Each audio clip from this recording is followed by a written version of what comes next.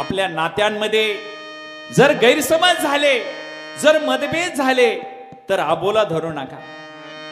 त्यांच्याशी सुसंवाद साधा, राग मानू नका, कारण सुसंवाद हेच त्याच्यावरचं औषध आहे. हा, आणि तो जरी स्वतःहून बोलला तरी असं म्हणू नका की त्याला गरज आहे, तो स्वतःहून बोलला पाहिजे. हा अहंकार सोडून द्या. तो स्वतःहून बोलतो याचा अर्थ त्याला तुमचं नातं टिकवायचंय, म्हणून अहंकार त्या ठिकाणी नकोय. पहा, लाकूड जसं वाळलेलं लाकूड जसं मोडतं, तसं अहंकारी माणूस मोडून त्याचं अधपतन झाल्याशिवाय राहत नाही. हो, धन, वैभव आणि वंश, पहा अहंकारामुळे सगळं जातं. धन, वैभव और वंश, अहंकार में तीनों गए.